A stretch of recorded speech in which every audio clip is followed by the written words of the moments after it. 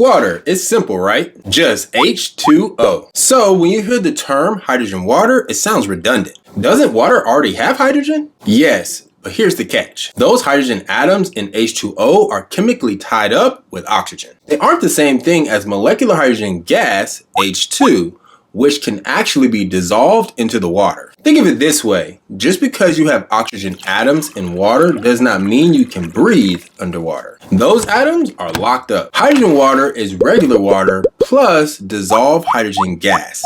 That makes all the difference. Let's see how hydrogen water is different from regular water on H2 Minutes.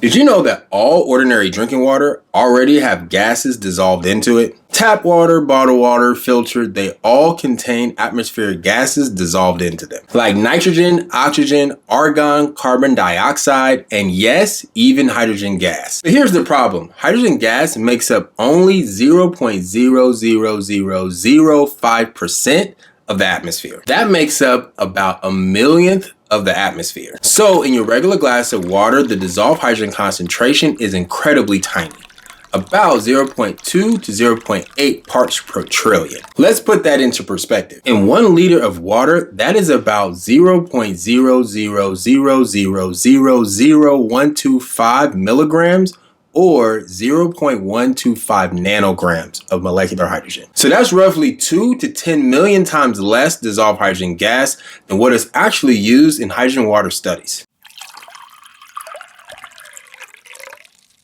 Why so little? The reason for that minuscule amount comes down to a principle in chemistry called Henry's gas law. It says the amount of gas dissolved into a liquid depends on pressure, temperature, and the concentration of that gas above the liquid. Every gas has its limits, or what's called a saturation point. For example, oxygen gas can reach up to 41.6 milligrams per liter in water. But because our atmosphere is only 21% oxygen, your tap water genuinely carries a dissolved concentration of oxygen of 8.7 milligrams per liter. Hydrogen gas's maximum solubility is approximately 1.6 milligrams per liter under normal temperature and pressure. But since our atmosphere barely has any hydrogen gas to begin with, our regular drinking water doesn't even come close to that concentration. It stays stuck down in the parts per trillion range. On top of that, hydrogen gas is nonpolar and neutral, meaning it doesn't dissolve well in water, which is a polar molecule. Water loves to grab onto things like salt or sugar.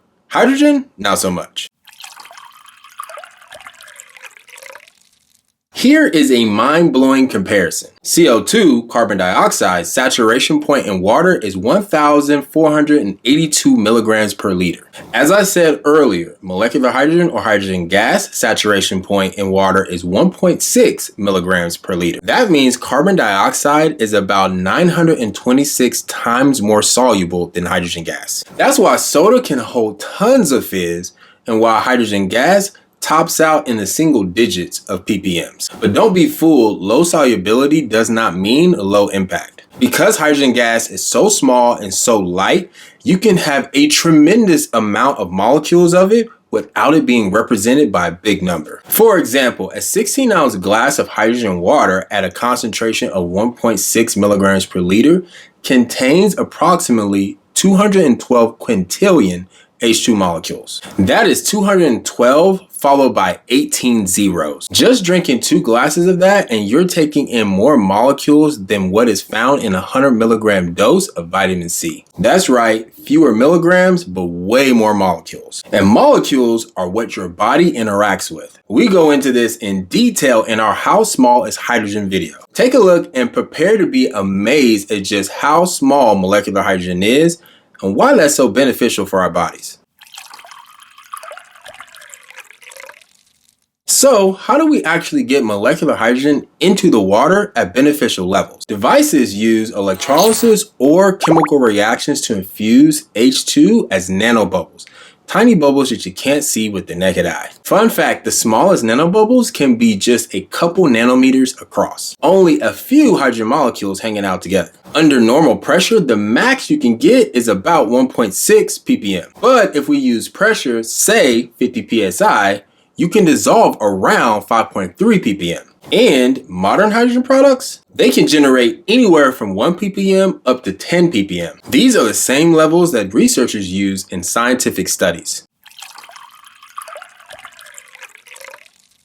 There's one catch. Molecular hydrogen dissolved in water does not stick around forever. Once it's in, it's already trying to escape. Open cup, the half-life is about 2 hours. By 10 hours, it's practically gone. High concentration portable hydrogen water bottles, once open, will have an even faster half-life, less than 2 hours. And the higher the concentration, the faster its rate of escape.